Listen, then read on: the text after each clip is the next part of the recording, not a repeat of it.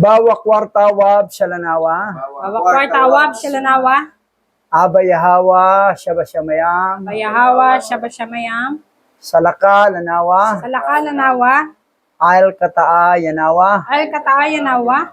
Watawadalak al damak. Watawadalak al damak. Sa satap at kataa yanawa. Sa satap at kataa yanawa. Kalhalal hawadla abayhawa alhayam. Kalhalal hawadla abayhawa alhayam. Basam masyayak hawasay. Basam masyayak hawasay. Basam raw kakadas. Basam raw kakadas. Yaman. Yaman. Okay. Yan ang ancient Hebrew prayer. Sabi ni ang ibang pastor, di naman namin maintindihan yung prayer na yan. Hebrew yun eh. Okay, ngayon, nandito na tayo sa chapter 14 ng first book of Maccabees. So, basa. Ang unang aklat ni Makabeo, Kabanata 14, verse 1 to 49. Noong taong 133 BCE, tinipon ni Haring Demetrio II ang kanyang hukbo at nagpunta sa Media upang humingi ng tulong sa pakikipaglaban kay Trypho. Nang mabalitaan ni Arsaces VI na hari ng Persia at ng Media na nasa kaharian niya si Demetrio, isinugo niya ang isa niyang pinuno upang dakpin ito. Sinalakay nila at ginapi ang hukbo ni Demetrio. Binihag ito at dinala kay Haring Arsaces at siya ay ipinabilanggo nito. Ayan. So, si Haring Demetrio II ay talagang kalabanin to si itong traidor na hari na si Trypho na mismong kanyang pinalaking naging hari ay tinaksilan niya. Pinatay anak ni Alejandro at saka ni Cleopatra para lang ambisyon niya maghari sa Asia. Ngayon ito, labanan. Ngayon, si Simon na ang namuno sa Israel dito, panahon nito. Okay, tuloy tayo. Mapayapa ang lupain ng Judea habang nabubuhay si Simon. Sa buong panahon ng kanyang paghari, ginamit niya ang kanyang kapangyarihan at lakas para sa ikabubuti ng bayan. Sila na may nasiyahan sa kanya bilang kanilang tagapanguna. Nadagdagan ang kanyang katanyagan nang sakupin niya ang daungan ng Hopa at buksan ng daan papunta sa mga pulo ng Gresya. Pinalawak niya ang lupaing nasasakop ng kanyang bansa at nag-uwi pa ng maraming bihag at sinakop ang Gesur, Bet-Sor at ang tanggulan ng Jerusalem. Nilinis niya ang lahat ng karumihan doon. Si Simeon ay makamasa to eh. I-compare kay Judas Maccabeo at saka kay Jonathan. Dahil puro atupag yung dalawa, puro gera. Pero ito si Simeon, makamasa siya. Saka napaunlad niya ang bansang Israel. Nagkaroon ng kapayapaan. Mas, sa kanilang tatlo, mas nakita ko, mas okay si Simon. Kasi makamasa, parang mga Duterte. Makamasa. Marunong maawa sa mga pobre. Okay, tuloy tayo. Mapayapang binungkal ng mga Hudyo ang kanilang bukirin at masagana ang naging ani. Marami rin ang bunga ng mga punong kahoy.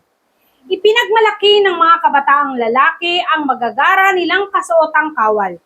Samantalang ang matatandang lalaki naman ay nauupo sa liwasan at nag-uusap-usap tungkol sa mga kahangahangang pangyayaring naganap. Ang buong lungsod ay sagana sa pagkain at ipinagpatayo pa ni Simon ang bayan ng mga tanggulan. Kaya't nabantog siya sa lahat ng dako. Oh, kita mo. Hindi sa kurap. hindi corrupt, at saka si Simon ay talagang iniisip niya, parang panahon ni Duterte, bell program. So, hindi corrupt, ang inaasa niya na mapaunlad ang bansa. At ang mga sundalong kabataan, pinagmayabang pala ang suot nilang damit na kawal. Ang mga matatanda, upo lang sa liwasan, happy-happy. So, kapag ang isang leader marunong tumingin sa mga mahirap, maawa sa mahirap, yan ang magandang leader. Hindi yung leader na tinitingnan yung kapwa mayaman lang. Wala na silang pakialam sa mga mahirap. So, sa pagpapatakbo sa tatlong magkapatid, mula kay Judas Macabeo, kay Jonathan, kay Simeon, so kay Simeon nakita umunlad ang bansa at saka nasiyahan ang mga Hebrew Israelite sa pamumuno ni Simon. Okay, tuloy tayo. Dilulutan niya ng kapayapaan ng bansa at walang katapusan ng kagalakan ng Israel. Lahat ay mapayapang namumuhay sa kanilang ubasan at taniman ng igos at walang gumagambala sa kanila. Lahat ng kaaway na hari ay natalo na ng mga panahong iyon at walang natirang isa man para kumalaban sa Israel. Tinulungan ni Simon ang lahat ng mahihirap niyang kababayan. Sa patnubay ng kautusan ni Moises, inalis niya ang lahat ng masasamang taong sakit ng ulo sa lipunan. Pinalagyan niya ng magagarang kasangkapan ng templo at dinagdagan ang mga kagamitan sa pagsamba. Kita mo yung karakteristik ni Simon? Tinutulungan ni Simon ang lahat ng mahirap niyang kababayan. Mahirap na kababayan. Makamasa siya, para siyang Duterte na may puso sa mahirap. Hindi ngayong presidente ang puso sa mga tycoon, sa mga mayaman. Wala silang pakialam sa mahirap. O biro mo, pati templo. Dinagdagan ang mga kagamitan sa pagsamba. So, si Simeon, magaling nga leader. Maganda mamuno. Kapag ang puso ng leader ay lalo na maawain sa mga mahirap. At saka ang iniisip niya pag-unlad ng bansa. Puno sa kagalakan, wala silang gutom. So, ganun. Maganda ang pamumuno ni Simon. Okay, tuloy tayo. Nang makarating sa Roma at sa Esparta ang balitang namatay si Jonathan, gayon na lamang ang kanilang pagkalungkot. Ngunit nang mabalitaan ng mga taga-Esparta na si Simon ang pumalit sa kapatid bilang pinakapunong saserdote at siyang namamahala sa bansa at mga karatig bayan, nagpagawa sila ng mga kasulatang tanso at ipinaukit dito ang kasunduan ng pakikipagkaibigan na ginawa nila noon kina Judas at Jonathan. Saka ipinadala kay Simon. Binasa ito sa kapulungan sa Jerusalem. So, ito ng error ni Simon. Sa Sparta, walang problema. Pero dito sa Roma, ang problema doon sila parang binuhay ang alyansya. Dito ang mamali. Kasi si Simon, katapat lang, namatay siya, manugang niya ang pumatay sa kanya. Okay, tuloy. Ganito ang nakasaad sa liham na ipinadala ng mga taga-Esparta. Ang mga mamamayan ng Esparta at ang kanilang mga pinuno ay bumabati kay Simon, ang pinakapunong saserdote, at sa mga pinuno at mga saserdoting Hudyo at sa lahat ng aming kapatid na Hudyo. Ang delegasyong isinugo ninyo sa amin ay nagbalita sa amin kung paano kayo'y ginagalang at kinikilala ng lahat. Isang malaking kagalakan namin ang kanilang pagdalaw. At ang ulat ng kanilang pagdalaw ay nakasulat sa aming talaang bayan ng ganito. Si Nomemyo na anak ni Antioco at si Antipater na anak ni Jason, marangal na mga kinatawang Hudyo, ay naparito upang sariwain ang kanilang pakikipagkaibigan. Ayan. So, Kasama si Antioco nga, ano? Hindi naman Hudyo yan. oo nga. Nakipagkaibigan eh. Hindi naman Hudyo yan sa Antioco eh. Antioco na yan. Oh. So, Okay, tuloy. May galak na tinanggap sila ng bayan at pinarangalan. Ang sipi ng kanilang ulat ay inilagay sa aklatang bayan. Sa gayon, ang ulat tungkol sa kanilang pagdalaw ay nakatala para sa mga mamamayan ng Isparta. Isang sipi ng kasulatang ito ay ipinadala kay Simon na pinakapunong saserdote. Pagkaraan niyon, isinugo ni Simon si Numenyo upang magdala sa Roma ng handog na isang malaking gintong panangga na tumitimbang ng kalahating tonelada. grabe. Ito ang nagsilbing patunay ng pakikipagkaisa ng mga Hudyo sa mga taga-Roma. Shield yun ah. Yan. Yan ang ayaw ni Abay Hawa. Shield yun, bisa pa, panangga. Oh, Grabe, kalahating Connected. tonelada ang bigat. connected sa Roma. Nasa 500 kilos yun. O, biro mo. Saan? Isang tonelada, 1 litro. Mula sa kay Judas Maccabeo, kay Jonathan, kay Simon, ang ayaw ni Abay Hawa, yung connected sa Roma.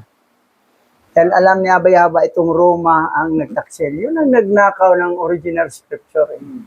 Na 777 books na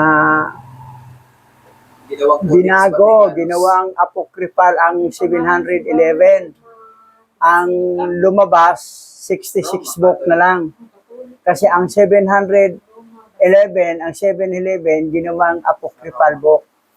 Ang ibig sabihin ng apocryphal book, aklat nga itinago. Itinago. 777 books, 711 ginawang nakatagong aklat.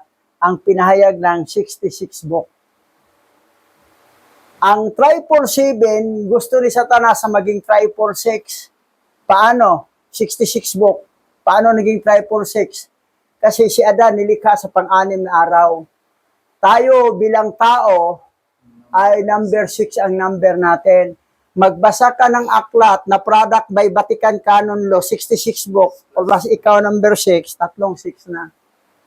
Kaso ay walang kamalay-malay ang mga born-again Christian, mga bishop, mga pastor, na akala nila, 66 lang kasi ang canonize, hindi pwede dagdagan, hindi pwede bawasan. Bawas na nga ng 711 yan. Sumikat nga ang 711 na tindahan eh. Dahil ginawang apocryphal book ang 711. So, yan. Ngayon, ang atin, nabigyan tayo ng 120 books sa Ethiopia. Ano yan? Hebrew yan. From Hebrew, Paleo-Hebrew Old Testament, and New Testament, Hebrew Aramaic. At saka yung ibang mga aklat na total, 120. Pero gagawin natin na maging aklat, 88 books lang. Kasi masyadong super laki ng aklat na 120. So, tama na yung 88 books. Kasi ang Tiwahedo Orthodox Church sa Ethiopia, na yan ay Orthodox, Catholic yan eh, Christian. Mula sa Hebrew, original scripture, at saka New Testament, Hebrew Aramaic, gitranslate nila ng Amharic, lingwahe ng Ethiopia, na gitawag na Giz Book. Tapos, kinanonize ng Naro Canon. Dalawa ang canon sa Ethiopia eh. Broader Canon at saka Naro Canon. So, at pagpalit, naging Amharic language na, doon corrupted na. Corrupted. Meron ko dito eh. 88 books, corrupted. Amharic. Pag translate sa English, Jesus. ay ganoon pa rin. Mga pangalan pa rin ng mga Pauline Angel nakalagay. Wala. So, ang Ethiopian Bible natin, that is the duplicate of original ancient Hebrew.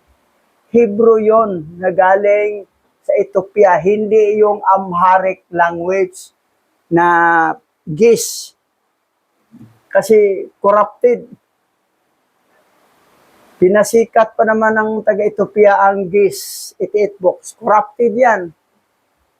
May nagtanong sa akin, okay ba yan, Bishop, yung Ethiopian Bible? Ethiopian Bible na original Hebrew, okay. Pero pag nasa GIS na, naging Amharic language na, hindi na okay yan, corrupted na yan. Kasi kinanonize na ng mga narrow canon na under ng Tiwahido Orthodox Church na yan ay Orthodox Catholic Christian pa rin. Adapted pa rin sila mula sa Egypt na kay Serapis Christos. Nakala nila lahat ng Ethiopian Bible tama. Hindi. May Ethiopian Bible na translate na ng Amharic language, corrupted na yan. Walang pagkakaiba sa Catholic Bible na corrupted. Halos ganun rin. Wow. So, yan. Ngayon, tuloy tayo. Nang ito'y mabalitaan ng bansang Israel, nagtanungan sila, paano natin mapapasalamatan si Simon at ang kanyang mga anak? Siya ang kanyang mga kapatid at ang buong pamilya ng kanyang ama ay naging matatag sa harap ng ating mga kaaway. Lumaban sila at tayo'y pinalaya. Kaya, inukit nila ito sa tanso at ikinabit sa mga haligi sa bundok ng Seyon. Ganito ang mababasang nakaukit doon. Nang ika-18 araw ng ika-6 na buwan ng taong 132 BCE, na siyang ikatlong taon ni Simon, ang pinakapunong saserdote. Sa panahon kasi ni Simon, wala ganong gera. Naunlad ang bansang Israel. Panahon ni Makabeo, puro gera. Panahon ni Jonathan, puro gera. Kay Simon, may mga gera man, pero minor lang. Puro sagana na. That's why nagpasalamat ang mga Hebrew Israelite, nagpasalamatan silang mga anak ni Matatias. Yan. Kasi umunlad ang bansa. Paano kasi ito si Simon? Makamasa. Makamasa ang gusto niya peaceful. So, talagang ginabayan talaga siya ni Abba Yahweh. Dahil ang puso ni Simon ay matulungin sa mga mahirap. Nagbigay ng pabor sa mahirap. Yun ang gusto ni Abba Yahweh. Na sinabi na nga ni Yahweh siya noon sa aklat ng Lucas kahit sa Mateo na yung kayamanan niya anong gagawin niya para makamit niyang buhay na walang hanggan.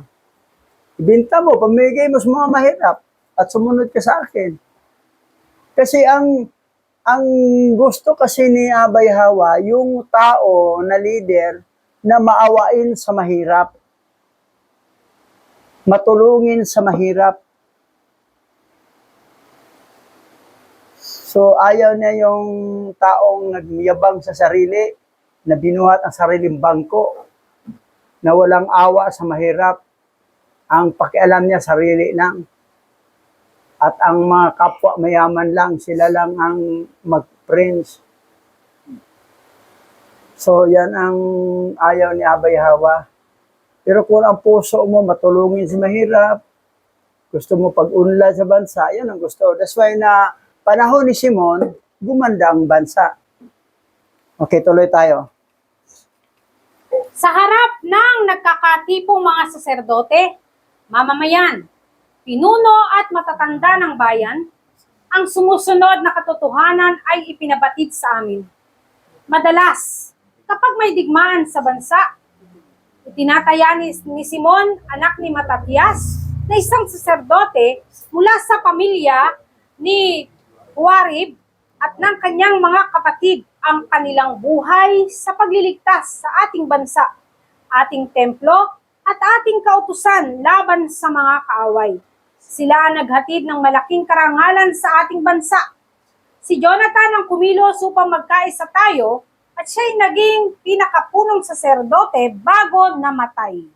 Oh, yan. So, actually, may ambag din si Jonathan, pati si Judas Macabeo.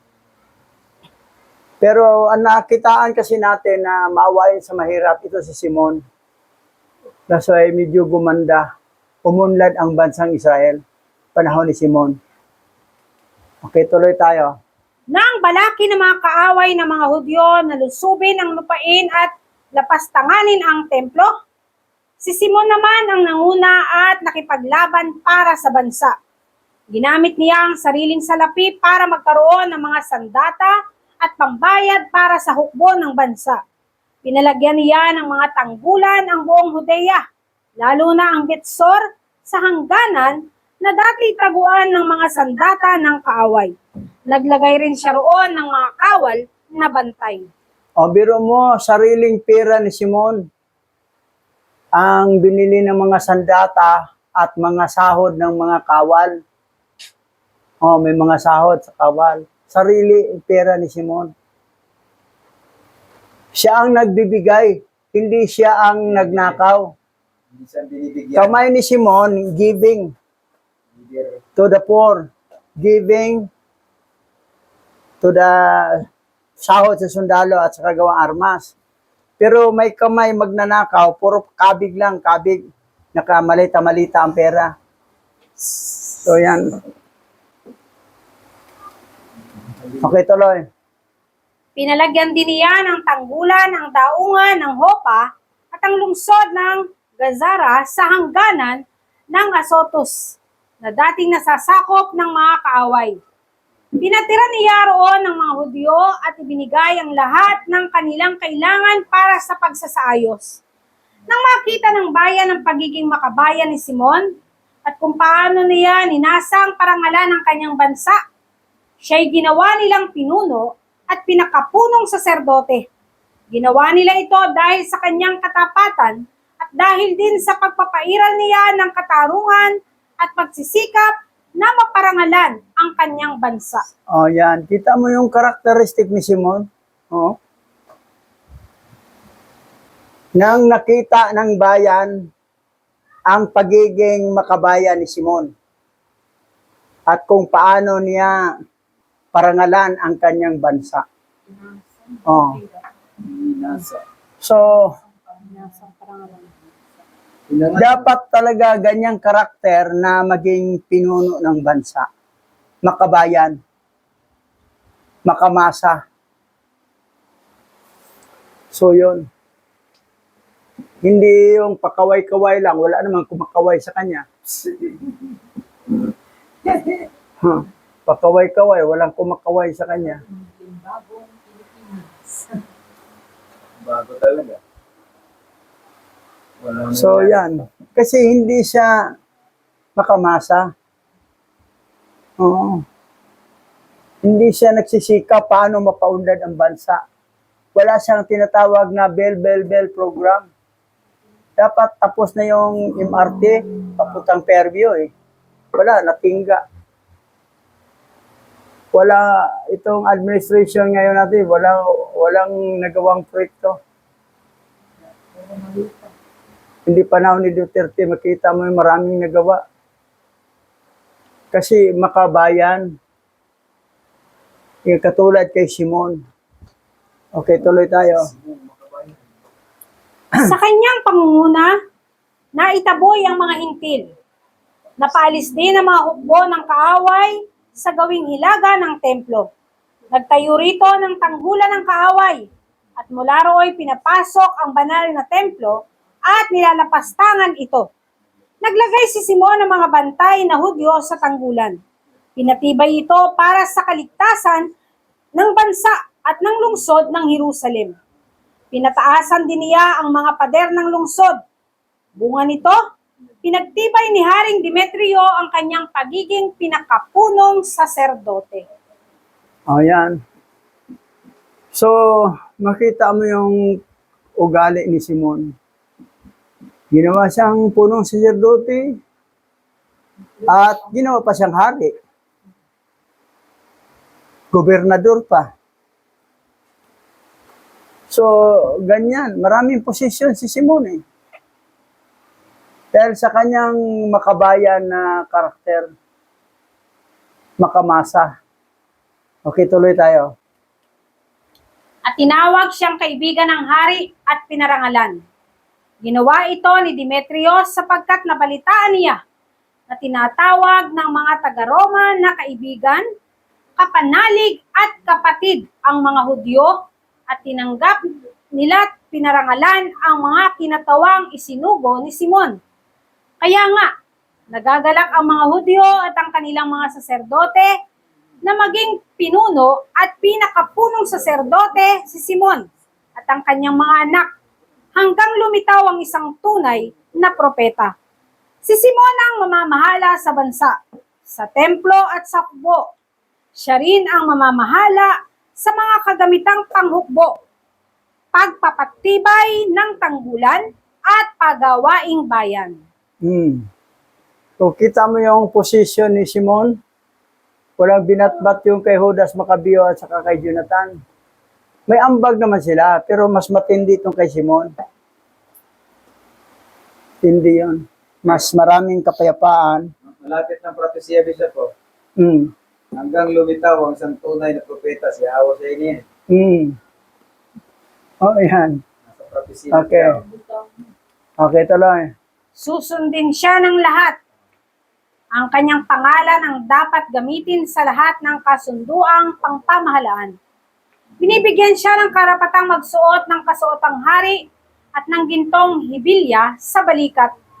Walang sino man, maging saserdote o mamamayan, ang bibigyan ng karapatang magpawalang bisa sa anumang pagpapasya o magbago ng alinmang utos ni Simon, o tumawag ng pulong nang wala siyang pahintulot, o kaya'y magsuot ng kasuotang hari at ng ganitong at ng gintong hibilya sa balikat.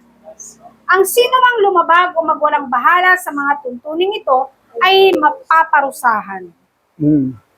Kita mo, hari si Simon sa bansang Israel. May suot pa na ano. So, wala yun doon sa dalawang kapatid niya. Sa kanya lang. Kasi isa nga natuwa si Abba Yahawa kay Simon dahil makabayan, makabansa. At ang iniisip na paano pag-unlad sa bansa. Ang error ni Simon, yung binuhay yung alyansa sa Roma. Sa Sparta, wala namang problema. Ito sa Roma lang. Kalaban talaga. Kalaban yan eh. Eh hanggang ngayon, ganun din. Yung Christianity, hindi nila alam na connected na sila sa Roma. Hindi nila alam na daughter church sila ng Roman Catholic. Akala nila, separate sila. Hindi. Yung Bible gamit nyo, Bible ng Roma yan eh. Tsaka yung akala nila wala silang idolatry. Yung cross, kahit walang tao, kahoy lang yan, o bato, o ano. Babae yan. Idolatry pa rin. Symbolic ng fallen angel yan eh. Dahil pa yung cross, babae yan, hindi lalaki yan. Oo. Wala man nagtawag ng Santo Cruz, Santa Cruz lagi. Tapos, may tila pa na symbolic ng ahas. Babae yan yung cross. So, wala. Naling lang talaga itong mga pastor ng born again Christian. Santa Cruz. Sabi ko nga kay Pastor Nel yung nandoon, sabi ko, tingnan mo. Ito Matthew chapter 24 verse 24. Sino yung pulaang propeta ni Jesus Christ? Yung nangaral sa pangalan ni Jesus Christ. Yung gulat sa Pastor Nel. Okay ngayon. Gusto mo pa yon? Parang natawahan siya. Tawahan siya. Okay, tuloy tayo. Nagkaisang pinagtibay ng bayan, nabigyan si Simon ng karapatang kumilos ayon sa mga tuntuning ito. Pumayag at sumang-ayon si Simon na maging pinakamataas na pinuno, pinakapunong saserdote, tagapanguna ng lahat ng hukbo, at gobernador ng mga Hudyo at ng mga saserdote. Napagkaisahan ding iukit sa kasulatang tanso ang pahayag na ito at ilagay sa isang hayag na lugar sa loob ng templo at maglagak ng mga sipi nito sa kabangyaman ng templo para madaling mabasa ni Simon at ng kanyang mga anak. Ayan. So, maganda namang kabayanihan ginawa ni Simon. napaunlad ang bansa. Yung mga mahirap ay medyo umangat. Nasiyahan ng mga kabataan, nasiyahan din ng mga matatanda, ang mga senior citizen. So dahil sa management o pamumuno ni Simon, naging hari siya, naging gobernador siya, pinuno ng hukbo. Kailangan sabihin niya masunod. Ang ayaw sumunod ay talagang paparusahan. So, ang error lang ni Simon, yung binuhay ang alyansa sa Roma. Ito naman mga Hebrew Israelite, akala nila okay lang. Hindi okay yon. Dahil yan ang time will come na nakawin ang original scripture sa Roma. At ang nila. So yan ang nangyari. Ngayon, ano ang pinakamalaking religion sa buong mundo? Ay Christianity. The biggest religion. Religion of the world. Yan ang religion na satanic religion. Na nanggaling sa Egypt kay Serapis Christos. Serapis Christos. Yan ang nangyari. Ito naman mga member, tuwang-tuwa, mamatay daw sila sa langit. Paano mapudag langit na mga tinatawag nyo, mga fallen angel, mga satanas naman yan? Tapos matitindi pang mga awit nila na nagpapagana. Maraming mga tugtugan. May mga awit pa na pinatugtog lagi ni Gilbert. Na mga awit na hindi niya alam, maawit na kay Satanas, sa papuri ni Satanas yan. Anyway, nabanggit naman doon sa Book of Lucas na hindi talaga maniniwala ang mga anak ng mga anghel na nagkasala. Hindi talaga sila maniniwala.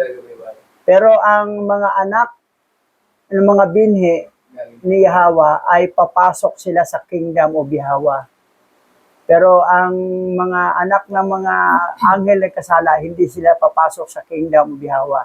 Doon sila sa kingdom of God, na Gadriel, na Satanas. So, nakakalungkot. Dami talagang mapunta sa impyerno. At sinabi ni Yahweh sa pagbalik niya, pagbalik ng anak ng tao, mayroon pa ba siyang matagpuan nga naniwala sa kanya? Meron naman, ilan-ilan lang. Dahil ang paniniwala ng karamihan, mga huwad na hindi totoong misaya, mga fake misaya, na nanggaling sa Egypt kay Serapis Christos. So, yan ang nakakalungkot. Pero, ang atin lang, ang mission natin, hanapin ang mga nawawalang tupa sa sambayanan ni Israel. Isali na rin natin ang mga hintil na ilik. Pero yung mga hintil na lang elect na mga anak ng mga anghel na nagkasala, ay hindi talaga yan maniwala. Ipaglaban talaga nila ang tatay nilang Satanas. Yung God, ipaglaban nila. Yung Jesus Christ, paglaban nila. Kasi yun ang tatay nila eh. Tawa pala, Papa Jesus. Hindi niya Papa Jesus, Satanas yan. Tatay mo si Satanas. Okay, dito na. Tapos na tayo. Tayo idadako sa panalangin, Pastor Richard. Sa mandaling manalangin. O Yahweh, aming alahayam, tunay nga na napakabuti mo sa mga nagtitiwala sa iyo.